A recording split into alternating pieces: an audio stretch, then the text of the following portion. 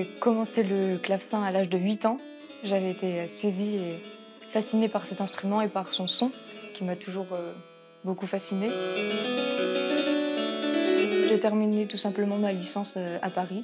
Et Lyon, c'est une ville que j'aime beaucoup. Et puis j'ai été très attirée par le dynamisme du conservatoire et par les professeurs. On a la chance d'avoir un enseignement très riche avec voilà, 3 professeurs de clavecin.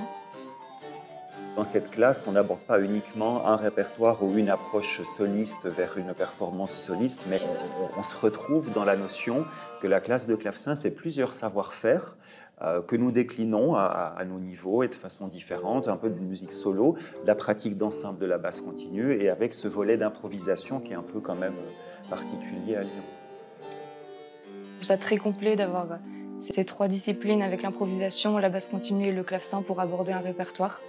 Et ça, c'est vraiment très riche, très nourrissant.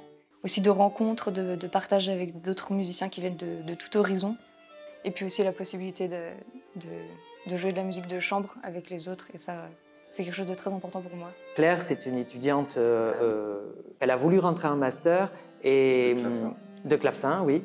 Et elle avait un sujet de mémoire, la transcription de pièces vocales pour clavier en Italie à la fin du XVIe, au début du XVIIe siècle. Et donc elle voulait vraiment approfondir sa connaissance de ce répertoire-là.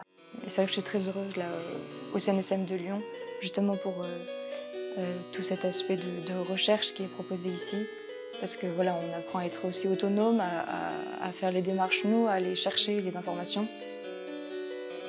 On a des résultats assez probants à ce niveau-là, c'est-à-dire qu'on forme des musiciens qui sont complets. On veut des musiciens épanouis qui puissent aussi, de manière très naturelle, s'insérer dans le tissu professionnel. Le département est déjà structuré de façon transversale. C'est-à-dire que la première particularité qu'il faut toujours rappeler, c'est que nous sommes professeurs de musique d'ensemble. Et cette donnée de base est déjà la plus grande, à mon avis, force de notre département. On est très bien accompagnés ici.